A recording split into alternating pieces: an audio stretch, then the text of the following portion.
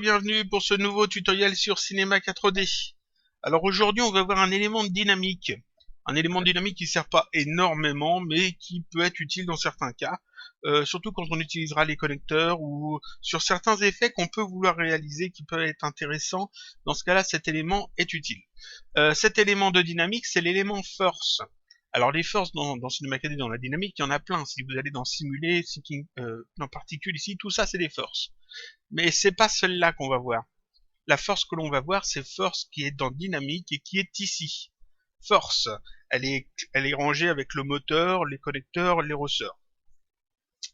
Les connecteurs, je ferai un tutoriel, un ou deux tutoriels dessus parce qu'il y a pas mal de choses à dire. Il y a plusieurs types de connecteurs, donc il faudra voir ça en groupé. Le ressort, je sais pas si j'en ai parlé. Je crois qu'on l'a déjà utilisé, mais j'en suis pas certain. Je l'ai peut-être juste montré dans une vidéo privée. C'est possible. Le moteur, j'ai fait une vidéo dessus, c'est quasi sûr. Oui, il me semble. Oui, j'ai fait une vidéo dessus. Donc, si vous allez voir sur le blog, normalement, il y a une vidéo sur le moteur. Et donc, force ici, c'est ce qu'on va voir aujourd'hui. C'est dans les éléments dynamiques, donc ça a un effet sur les éléments dynamiques, obligatoirement. C'est-à-dire qu'il faut mettre un tag corps rigide sur les éléments qui doivent être utilisés avec cet élément-là, avec l'élément force. Donc, si vous voulez que cet élément force ait un impact sur des sphères, par exemple, il faudra que ces sphères aient un tag dynamique ou qu'elles soient soumises en fait à la dynamique. À quoi ça sert cet élément? D'abord, je vais l'ajouter. Tac. Voilà à quoi ça ressemble. Ici, on a un gizmo, un axe. Il n'y a pas de forme autre que ça. Ici, on a quelques paramètres, les coordonnées forcément, les trucs de base qu'on a sur tous les objets. Et ici, dans objet, on a les paramètres de cet élément force. On a l'intensité, l'amortissement, on a une case à cocher, respecter la masse. On a un déroulant atténuation, avec plusieurs types d'atténuation, une distance interne et une distance externe. Et c'est tout. Cet élément force n'a pas de forme ici. Il n'y a pas en fait de mode d'atténuation ni rien. Que vous le mettiez ici au centre de la scène ou que vous le mettiez totalement là-bas à perpète ou à l'infini, ça n'a absolument aucune incidence en fait sur son effet. C'est-à-dire que ici le gizmo est juste là pour dire qu'il est dans la scène. Ici on l'a en fait dans la hiérarchie pour bien nous indiquer qu'il est ajouté. Mais c'est tout. C'est-à-dire qu'on n'a pas besoin de le mettre enfant de quelque chose, ni besoin de mettre quelque chose enfant de cet élément force. Il faut juste qu'il soit dans la hiérarchie pour fonctionner. À quoi il sert? Eh bien en fait cet élément force a deux possibilités d'utilisation, on va dire. Si ici on met une intensité positive, comme c'est le cas de base, dans ce cas-là, tous les éléments dynamiques de la scène qui sont soumis à cette force, parce qu'on peut exclure cette force de certains éléments dynamiques si on le souhaite, avec le champ exclure des tags dynamiques. Donc tous les éléments dynamiques qui sont soumis à cette force vont simplement s'attirer les uns les autres, à partir du moment où ils sont en fait dans la zone distance externe qui est ici. C'est-à-dire que ici c'est 500 cm de distance externe, donc si un élément dynamique est à moins de 500 cm d'un autre élément dynamique, les deux éléments dynamiques vont s'attirer avec une intensité d'1 cm. Un amortissement de 0.1, une atténuation qui est définie ici, et l'atténuation a lieu entre les 500 cm des objets et les 50 cm de l'objet. Et la case à cocher respecter la masse, c'est simplement pour indiquer que les éléments les plus gros sont beaucoup plus soumis à la force que les autres. C'est-à-dire que plus la sphère est grosse, plus c'est un Jedi puissant, si vous voulez. Les éléments les plus massifs vont attirer tous les autres, et les éléments les moins massifs, les plus petits, vont au contraire moins subir justement la force. On va voir ça tout de suite. On va voir ça tout de suite en utilisant deux sphères. Alors, je vais prendre une sphère, et puis je vais en faire une deuxième. Alors, je vais en ajouter une deuxième comme ça. Voilà. La deuxième sphère, alors on va les nommer peut-être A et B. Voilà. A, pareil, faut pas les mettre enfants. Tac. A et B. Et la sphère B, je vais l'éloigner. Je vais l'éloigner ici. Je vais la mettre là. Tac. comme ça. Je vais afficher peut-être le maillage, voilà. Je vais soumettre ces sphères à la gravité. Je vais les rendre en fait dynamiques. Donc ici, je les sélectionne, je fais un clic droit, propriété simulation, corps rigide. Si je fais lecture ici, elles vont tomber. Je vais mettre plus de frames quand même pour avoir plus de... Voilà. Étant donné qu'on met le corps dynamique, on sait qu'elles vont tomber. Donc je vais mettre quelque chose dessous. Je vais mettre un sol. Mettre un sol en dessous comme ça. Et sur le sol, on va mettre une propriété simulation, corps collision. Comme ça, en fait, elles vont entrer en contact avec le sol et elles vont pas tomber à l'infini. Ça sera plus intéressant. Et ici, j'ai... Là, comme ça. J'ai ajouté donc force. Si je fais lecture, en fonction de ce que je viens de vous dire, ce qu'on s'attend à voir, c'est que les sphères tombent, qui rebondissent sur le sol, et comme j'ai dit que l'élément force les attirait les uns les autres, permettait que les éléments dynamiques s'attirent les uns les autres, on peut dire elles vont s'attirer l'une vers l'autre. Mais en fait non, pourquoi? On regarde ça, elles tombent, elles ne s'attirent pas du tout. Pourquoi? Parce qu'en fait ici, il y a un écart entre ces deux sphères. Si je regarde la première sphère qui est ici, la sphère A, je peux le mettre en X d'ailleurs, on va mettre tout à 0 comme ça, elle est à la sphère A, elle a les coordonnées de 0, 0, 0, donc elle est en point 0, 0, 0, et la sphère B est en 0, 0, et là 1029. C'est-à-dire que je l'ai éloigné en fait de 1029 cm. On peut même mettre 1030, voilà, histoire que ça soit juste, de 1030 cm.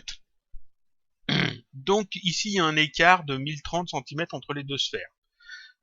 Et la force ici, elle est réglée sur la distance externe 500.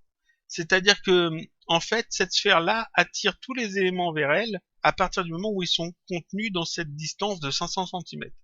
Pour bien voir ça, ce que l'on va faire, c'est que l'on va ajouter, un petit visuel pour bien définir en fait cette zone. On va ajouter un cercle que je vais mettre enfant de la sphère A, donc je vais la mettre au même endroit que la sphère A. Ce cercle, on va demander à ce qu'il soit tourné vers la caméra. On va lui ajouter un tag pointé vers la caméra. Voilà, comme ça. On va lui donner une couleur. Alors c'est pas du tout nécessaire hein, pour utiliser les forces. Hein. Là c'est vraiment pour vous montrer en fait le truc. Je lui donne une jolie couleur orange, un orange bien soutenu. Voilà. Et puis ce cercle, on veut pas que ça soit un cercle basique, on veut que ça soit un anneau. Parce qu'en fait ici dans Force, j'ai la distance interne, la distance externe, et j'aimerais bien vous montrer les deux. Donc ici je mets anneau, comme ça fait deux lignes. La distance externe ici est à 500 cm et l'autre est à 50. Donc ici rayon 500 cm et le rayon interne 50. Voilà. Ça c'est une représentation en fait de la distance interne et la distance externe. Vous voyez que la distance interne est complètement inclue en fait dans la sphère. La sphère est plus grande que les 50 cm. Et ici, dans cette zone-là, il n'y a absolument rien. Vous voyez qu'il y a absolument rien. Faut la regarder de haut en fait pour bien voir le truc. Donc la sphère qui est ici est plus loin en fait, est trop loin pour être attirée justement par cette sphère-là. Et celle-là a exactement la même chose, c'est-à-dire que le cercle ici, je peux le dupliquer là-dedans. Tac, là. Et vous voyez que en fait les deux cercles ne se touchent pas du tout, il n'y a pas du tout de contact entre les deux.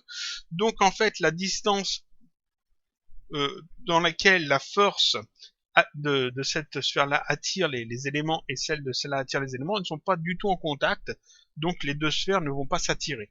Si la sphère B, je la ramène un petit peu, si je la mets ici, on va la mettre plutôt là, Si je fais ça et que je fais lecture, qu'est-ce qu'on remarque? Ça tombe et il y a quand même un petit peu de mouvement, vraiment très peu, quasiment pas. Non, ça marche pas encore. On va rapprocher ça, ou alors au contraire on va peut-être pousser la force. Non, je vais la rapprocher. Je la rapproche encore. Tac. Je la mets juste ici à la limite, de manière à ce que l'axe central de la sphère soit à l'intérieur de la zone justement qui symbolise en fait l'effet de la force. Et là je fais lecture, et là qu'est-ce qu'on remarque? On remarque que les deux sphères s'attirent l'une vers l'autre. Et elles vont de plus en plus vite quand elles se rapprochent. Ici ça s'est pas vu énormément, mais quand elles commencent à se rapprocher, elles vont de plus en plus vite.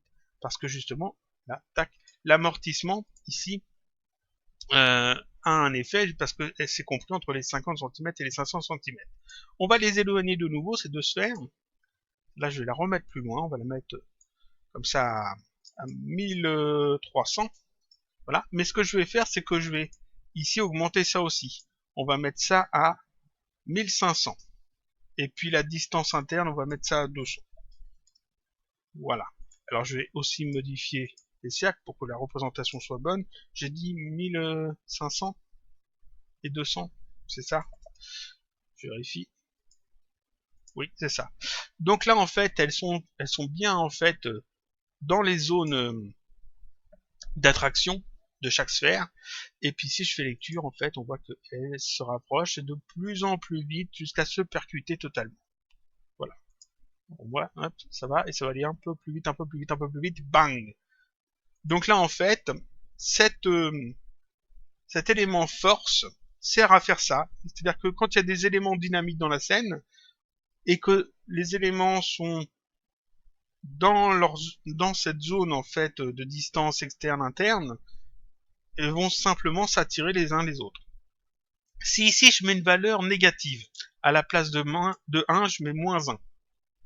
Dans ce cas-là, l'effet aura totalement l'inverse, c'est-à-dire qu'au lieu de se rapprocher et venir se percuter, les deux sphères vont s'éloigner. Si je fais lecture, tac, on voit qu'elles s'éloignent. Alors elles s'éloignent tout doucement. Pourquoi elles s'éloignent tout doucement? Parce qu'en fait ici, elles sortent très vite de la zone d'influence. Vous voyez que ici, cette sphère-là a une zone d'influence jusqu'ici, jusqu'à les 1500, et celle-là jusqu'ici, jusqu'à 1500, et donc elles s'éloignent, mais quand elles sont en dehors de la zone, en fait, elles continuent de rouler simplement parce qu'elles sont parties sur leur élan. Mais elles ne vont pas accélérer, elles vont pas aller plus vite. Si je les rapproche, si je rapproche les deux sphères, non, on va rapprocher correctement, voilà. En fait, ici, la zone sur laquelle elles vont prendre de l'élan, la distance sur laquelle elles vont prendre de l'élan va être plus grande, plus importante. Donc elles vont aller un peu plus vite et elles vont se lancer un peu plus loin. Voilà, elles vont un peu plus vite et elles vont un peu plus loin. Et si j'augmente l'intensité, toujours dans la négative, par exemple ici, si je mets 10, ça va aller encore plus vite. Tac, voilà. Et donc comme ça, elles partent après totalement perpètes, elles s'arrangent pour s'éloigner le plus possible en fait. Parce qu'elles ont commencé à s'éloigner quand elles étaient assez proches, et puis ensuite elles sont parties sur leur élan. Donc ici en fait, on a vu en fait à quoi ça servait cet élément force. Ça sert pas à grand chose de plus que ça. Ici, comme j'ai dit, on peut cocher ou décocher, respecter la masse. Je vais remettre ici. Non, on va faire une scène toute neuve pour montrer ça. Tac. Je vais faire une autre sphère. On va faire une sphère qui est de 50 cm seulement. Voilà, c'est parfait. On va la mettre dans un cloneur, cette sphère. Donc je vais mettre un cloneur. Je mets la sphère dans le cloneur. Le cloneur, on va le mettre ici en mode radial, c'est très bien. On va augmenter le rayon, on va le mettre sur cet axe-là, et puis on va augmenter la quantité de sphères, voilà. On va mettre une quinzaine de sphères, 15 sphères. C'est parfait. Et on va rendre ça éditable, enfin pas éditable, on va rendre ça dynamique. Donc sur le cloneur, je fais un clic droit, propriété simulation, corps rigide. Donc ça rend en fait les sphères dynamiques. Non, ça rend pas les sphères dynamiques, ça rend le cloneur dynamique. Les sphères ne sont pas dynamiques, là c'est seulement le cloneur. Donc ce qu'il faut, c'est que je clique sur le tag ici, comme je l'ai mis sur le cloneur et puis je l'ai pas mis sur la sphère, donc je clique sur le tag, et ici dans éléments individuels, à la place de désactiver, je mets tout. Donc dans ce cas-là, c'est les clones qui sont dynamiques, ce n'est pas le cloneur, ce sont les clones. Donc chaque sphère est dynamique. Si je fais lecture, en fait, tout tombe. Tout tombe parce qu'en fait, c'est comme ça, ça tombe. Ce que je vais faire, c'est que je vais ajouter sur mon cloneur un effecteur randomisation. Tac. L'effecteur randomisation, je veux pas qu'il change la position, je veux qu'il change l'échelle. Tac. Et je veux une échelle uniforme, et ici je vais mettre 1 ou 0.5. 0.5 c'est bien. Voilà. On va augmenter peut-être aussi le rayon. Voilà. Et puis 0.5 c'est trop. J'ai mis 5 en plus. 0.5. Voilà. Donc j'ai pas besoin d'augmenter tant que ça le rayon. Voilà. Parfait. Donc ici, le randomisation a fait en sorte que j'ai des sphères qui sont grosses et des sphères qui sont petites. Si je fais lecture, tout tombe quand même de la même façon. Je voudrais pas que ça tombe. En fait, j'aimerais que mes sphères ne tombent pas. Parce que je veux pas mettre un sol dessous, j'ai pas envie de remettre un sol avec une collision. Je vais retirer la gravité. On peut retirer la gravité dans Cinema 4D, les éléments dynamiques sont soumis à la gravité, c'est pour ça qu'ils tombent. Je peux tout à fait aller dans Édition, Préférences du projet. J'obtiens ici mes préférences du projet, avec le nombre d'images par seconde, en fait tous les réglages. Et ici, j'ai un onglet dynamique. Je vais dans l'onglet dynamique, et ici, dans Général, j'ai Gravité, qui est à 1000 cm. Je vais mettre 0. Tac. J'ai mis 0, il n'y a plus de gravité, donc si je fais lecture, mes sphères sont toujours dynamiques, mais elles ne tombent pas parce qu'en fait, il n'y a pas de gravité. Je peux mettre 750 frames. Si je mets ici une gravité négative, par exemple si je mets moins 1000 et que je fais lecture, elles vont monter parce que la gravité est négative. Donc en fait, elle monte. Ici, je peux mettre que 500 de gravité, par exemple, moins 500 de gravité, elles vont monter, mais tout doucement, enfin plus doucement. Si je mets seulement 100, elles vont monter tout doucement. Là, comme ça, tout doucement. Et si je mets 100, non pas en négatif, cette fois, elles vont descendre tout doucement. Alors, là, elles descendent tout doucement. Donc si je mets 0, il n'y a pas de gravité. Donc elle ne monte pas, elle ne tombe pas, elle reste en place. Maintenant, je vais ajouter la force. Donc simuler, dynamique, force. J'ajoute la force, intensité 1, amortissement je laisse cocher respecter la masse. Ici, je vais laisser ça par défaut, je pense qu'elles ont moins de 500 cm entre elles, les sphères, et je fais lecture. Et qu'est-ce qu'on remarque? On remarque que les grosses sphères attirent les petites.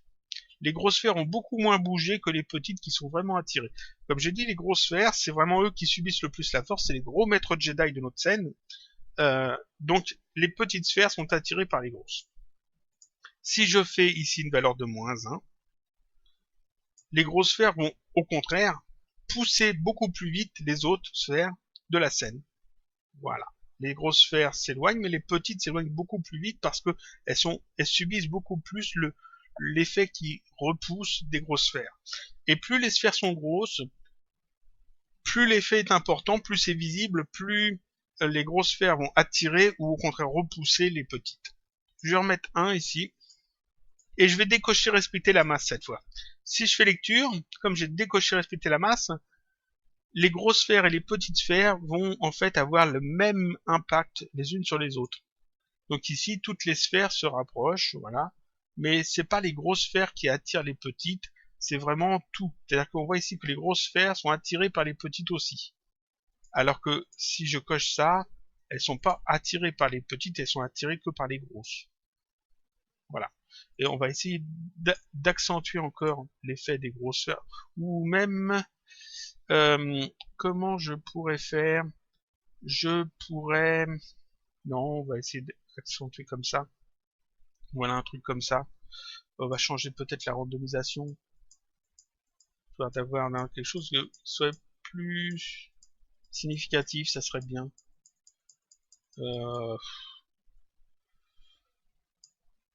Non, c'est pas vraiment parlant. Ce que je vais faire, je vais retirer l'effet de randomisation. Je laisse que des petites sphères dans mon cloneur. Je vais en faire une de plus, une sphère, avec un tag corrigide. Corrigide. Et cette sphère, je vais la faire plus grosse. Manuellement. Voilà. Et je vais la mettre ici. Et quand je fais lecture, alors, est-ce qu'elle n'est pas soumise... J'ai bien mis corrigide dessus. J'ai mis corrigide dessus. Ah, elle est trop loin. Elle est trop loin. Tac. On va la rapprocher. Si je fais ça. Voilà. Ici, on voit bien que cette sphère-là attire les autres. Alors, comme elle est plus grosse, forcément, il faut que j'augmente ici la force pour que ce soit un peu plus parlant. Parce qu'elle est trop loin. En fait, ici, c'était beaucoup trop petit. Si je fais ça, on voit que effectivement, c'est la grosse sphère qui attire toutes les autres. Alors que si, ici, je décoche respecter la masse, Ce n'est pas la grosse sphère qui attire toutes les autres. Toutes les sphères s'attirent. Et puis celle-là, comme elle est juste un peu plus loin, ça vient moins... Elle arrive moins vite, en fait. Son influence arrive qu'après. Mais vous voyez que ici, comme j'ai pas respecté la masse, c'est pas elle qui attire toutes les autres. Et si je coche ça, en fait, c'est elle qui devient le grand maître Jedi et qui attire toutes les autres. Voilà, parfait. Donc, et là, pareil, si je mets une valeur négative, moins 1, c'est la grosse sphère qui va repousser toutes les autres. Voilà. Alors que si je décoche ici, elles vont tous se repousser autant. Alors, ça, c'est l'objet force. Ici, le gizmo, n'importe où qu'il soit dans la scène, ça n'a aucune importance, hein, comme j'ai dit. Je pense que je l'ai dit. Ça n'a pas d'incidence sur l'effet. C'est-à-dire que on peut le mettre au milieu, on peut le mettre très loin ou pas. Ça n'a pas d'importance. Cet effet, à quoi il peut nous servir? Il peut nous servir dans plein de choses. Ici, quand on utilise les connecteurs, en fait, on rattache des éléments dynamiques à d'autres. Et donc, on peut très bien avoir un élément dynamique qui est relié avec une chaîne ou une corde à un élément qui, lui, n'est pas dynamique, enfin, qui est juste un élément de collision. Et puis donc, on a, par exemple, un pendule, une sorte de pendule, ou un élément en mouvement, qui est possible d'être en mouvement, mais qui ne l'est pas forcément. En utilisant l'élément force, cet élément qui a une possibilité de mouvement va soit essayer de se rapprocher d'autres éléments dynamiques ou essayer de s'éloigner d'autres éléments dynamiques. Mais comme il est attaché en fait par les connecteurs, on peut créer en fait comme ça des éléments qui vont avoir des mouvements sans quitter vraiment la scène. On peut contrôler un petit peu leurs mouvements. Autre chose, on peut utiliser les corps collision pour contrôler un petit peu la position, enfin pas la position, forcer les éléments à rester dans un espace clos. Par exemple, je vais refermer tout ça, on va refaire une scène toute neuve. Je vais faire une très grosse sphère. Comme ça, on va dire un rayon de 1000. 1000, c'est peut-être un peu beaucoup. Non, c'est bien. Je la rends éditable cette sphère. Tac. Je vais passer en mode polygone. Je fais CTRL A pour sélectionner tous les polygones. J'appuie sur la touche D pour faire une extrusion. Je prends l'outil extrusion. Donc on peut aussi trouver dans il est outil de création extrusion. Voilà, toujours raccourci D ou MT. C'est ça, c'est MT. Hein. MT extrusion. Les D c'est plus simple à se rappeler. Je vais cocher couvercle pour créer en fait des faces supplémentaires. Et je vais faire un clic déplacé comme ça. Pas de beaucoup. En fait ici je veux seulement 10 cm par exemple. Je suis entré. Voilà. Donc en fait ici j'ai créé une sphère creuse. C'est-à-dire que ici si je mets rayon X pour voir à travers, on voit qu'en fait il y a une petite épaisseur. Il y a une épaisseur, je sais pas si ça se voit bien. Ici on voit qu'il y a une petite épaisseur. La sphère est creuse. Tout bêtement. Cette sphère, non, je décoche rayon X. Non, je vais laisser cocher pour que ce soit plus pratique de voir à travers. Dans cette sphère, je vais ajouter en fait, je vais ajouter un cloneur avec des sphères. Donc je fais une autre sphère de 50 cm que je vais mettre dans un cloneur homographe. Voilà. Le cloneur en mode répartition sur une grille. Non, on va peut-être l'agrandir un petit peu. Un petit peu plus. Comme ça. Voilà. Puis peut-être en mettre un petit peu plus de sphères. 4. Je coche instance de rendu, histoire que l'ordinateur ne rame pas trop, que ça soit pas trop difficile à gérer tout ça. Je vais rendre la sphère ici, la grande sphère, je vais la rendre en dynamique mais en collision. Donc clic droit, propriété simulation, corps collision. Donc en fait, maintenant c'est un corps de collision, mais comme elle est creuse, et bien en fait les éléments sont à l'intérieur. Bêtement, ils sont pas repoussés.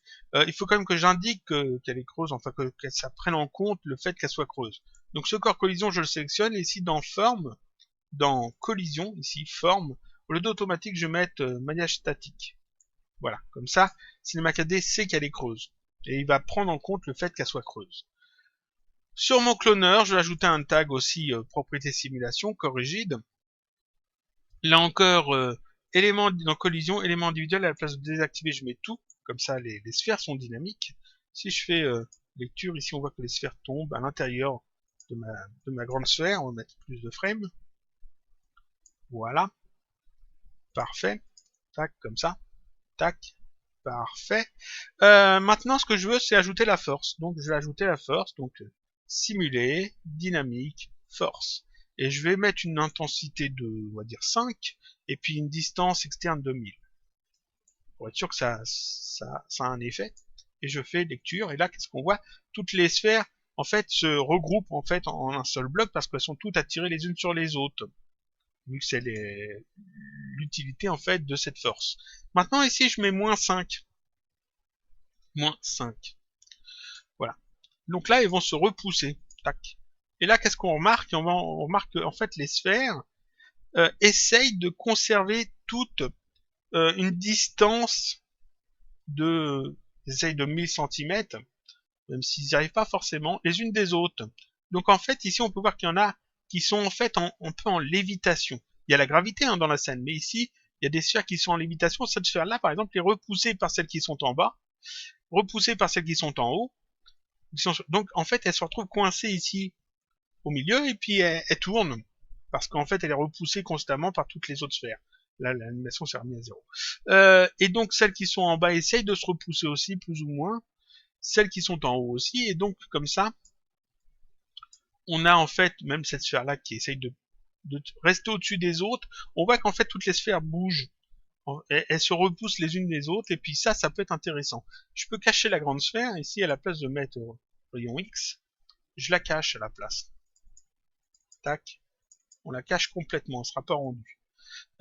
Et puis là, quand je fais lecture, tac, on peut voir en fait toutes les sphères qui essayent de se positionner à peu près comme elles peuvent, de manière à conserver justement cette distance, une sorte de distance de sécurité les unes des autres. Et si j'augmente en fait ici la force, on va mettre moins 10, ça sera encore plus fort. Même moins 20, tac, pouf, ici, elles sont vraiment poussées, elles essayent vraiment de trouver leur place et puis de essayer de se figer à l'endroit où elles sont le plus espacées les unes des autres. Et ça peut être intéressant en termes d'animation parce qu'on peut utiliser ce genre de choses. La sphère ici, je peux tout à fait la cacher. Et puis mon cloneur, à la place d'afficher les sphères, je vais demander à afficher des splines avec le traceur, par exemple. Donc en fait, quand je fais lecture, tac, ça trace la trajectoire des sphères qui essayent justement de s'éloigner les unes des autres. Ici, on peut voir qu'en fait, toutes les sphères essayent de bouger. On ne les voit plus, les sphères, parce que on les a rendues invisibles, mais on voit toujours en fait les mouvements qu'elles essaient de faire. Et puis ça peut être intéressant parce que ici, vous voyez qu'on peut faire des petits effets un peu abstraits avec ça. Je pourrais tout à fait utiliser ce traceur dans une extrusion contre les nerves. Je pourrais utiliser euh, peut-être une texture un petit peu sympa, un petit peu lumineuse. Et puis ici, on aurait un petit effet simili-explosion, par exemple, parce que là, ça fait vraiment un truc comme ça. Et là, c'est le genre de petit effet sympa qu'on peut créer. On va pas vous montrer autre chose encore aussi. Alors, je vais refaire une scène toute neuve. Imaginons, on a un sol, tac. On va faire un tube. On va faire un tube.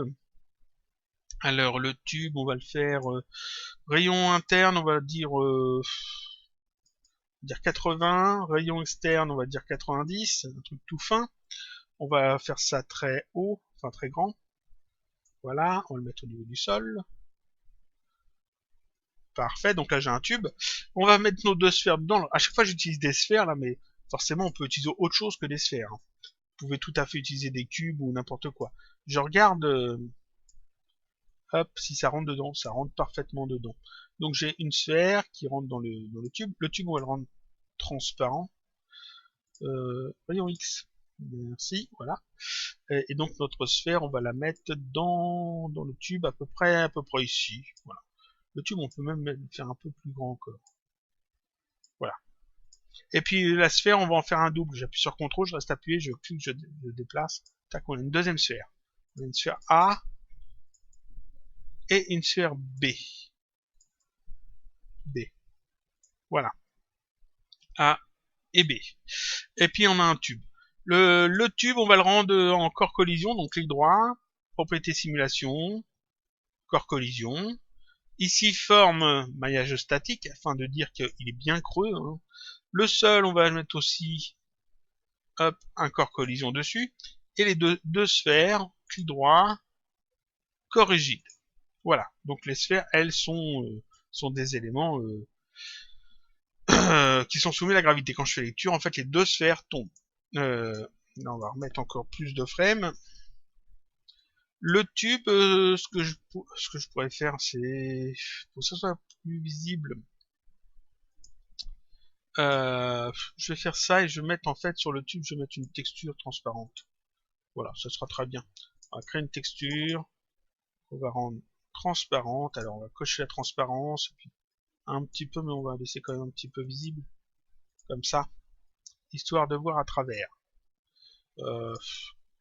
Non, on va le rendre complètement transparent. Tac. C'est pas génial. Comme ça, parfait. Je vais pas montrer les lignes, c'est pas gênant. Donc ici, quand je fais lecture, paf, les deux sphères tombent. Maintenant, si j'ajoute les forces, c'est que je demande à ce que les sphères se repoussent. Donc on va simplement simuler, dynamique, force, on va ajouter les forces. Et puis, je sélectionne force, et puis ici, dans objet, je veux pas qu'elle s'attire, donc ici, je vais mettre une donnée négative, on va mettre -5. Tac. Et quand je fais lecture, paf, ici, en fait, vous voyez que la sphère du haut est repoussée par celle du bas. Donc en fait, elle reste un petit peu en lévitation. Elle est tout le temps un peu repoussée. Un peu comme deux aimants qu'on aurait mis dans un tube, et puis un des deux aimants, le pôle d'un des deux aimants repousse l'autre, par exemple, parce qu'elles sont inversées, ils sont pas mis dans le sens de manière qu'ils s'attirent. Donc en fait, ici, je peux augmenter même cette valeur. On va mettre -20 pour exagérer un peu l'effet, en espérant qu'elle soit pas projetée hors du tube. Hop, voilà, paf. Et là, on voit que la sphère qui est en haut ici est repoussée. Et ça va nous permettre en fait de voir un petit peu les atténuations. Comme j'ai fait tout à l'heure, j'ai mis un cercle pour voir un petit peu les distances. Donc, je vais faire pareil, je mets un cercle ici. On va mettre le cercle tourné vers la caméra avec un pointé vers la caméra, voilà. On va lui mettre une jolie couleur bien visible. On va mettre un bleu électrique. Voilà, un petit truc comme ça. Est-ce que c'est visible ça? Ouais, c'est pas mal. Et ce cercle, hop, on le met sur la même position que la sphère. Et puis en plus, on va lui dire que c'est un anneau. Alors ici, les forces, je vais peut-être augmenter ça. On va mettre 100 et 1000. 100 et 1000. Donc là, je vais mettre 1000 ici. Et là, c'est 100 cm. Oh, c'est beaucoup trop. Je vais mettre 500. C'était 500 à la base. Je vais laisser 500 finalement. Voilà, 500 et 1000. Et donc là, j'ai dit 500 et 1000 parce que sur ma scène, j'ai pas prévu aussi grand. Et le cercle, ici, je vais aussi le dupliquer dans la sphère B. Je la mets dessus et je vais changer juste sa couleur peut-être à mettre du orange. Parce que le bleu et l'orange sont deux couleurs qui se complètent bien. Et donc, je sélectionne la force, je fais lecture. Qu'est-ce qu'on remarque en fait que effectivement les deux sphères se repoussent.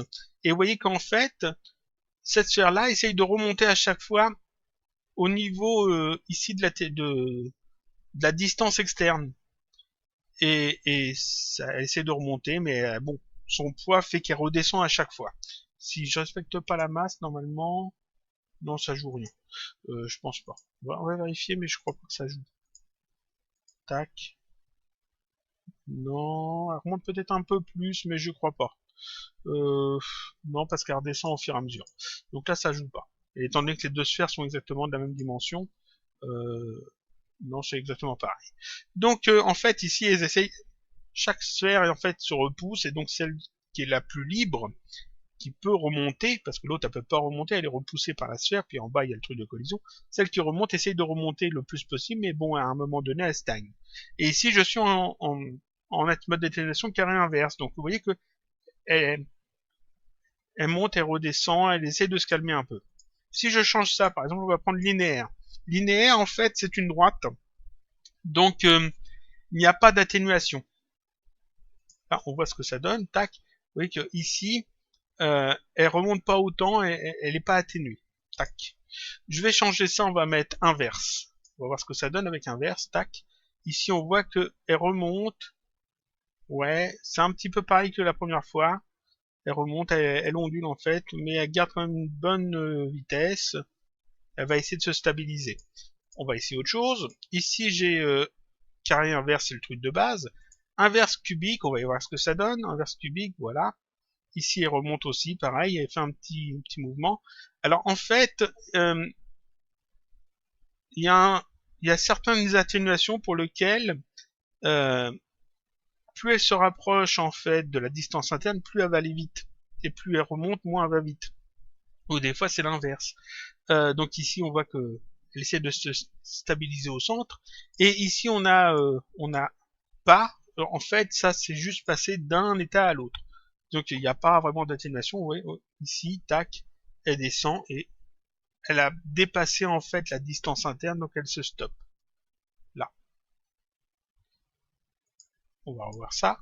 Tac. Parce qu'elle passe d'un état à l'autre.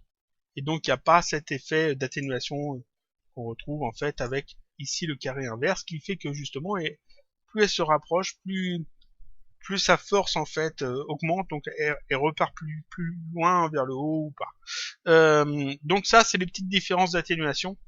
Et puis on peut voir ici ce que les distances justement peuvent influencer, comment ils peuvent influencer les éléments les uns des autres. Donc ici on voit que à chaque fois elle essaye de repartir au-delà en fait de la zone la zone la zone d'effet. Donc ça c'est le force, voilà. Il n'y avait pas grand chose d'autre à dire dessus. Je pense avoir fait à peu près le tour. Ça peut être utilisé, comme j'ai dit, avec le traceur. Ça peut être utilisé dans différentes créations de formes abstraites, par exemple, ou alors dans des effets assez intéressants où les sphères comme ça sont des sphères ou les cubes ou n'importe quel objet. Du moment que c'est dynamique, les éléments dynamiques sont bloqués en fait, sont refermés.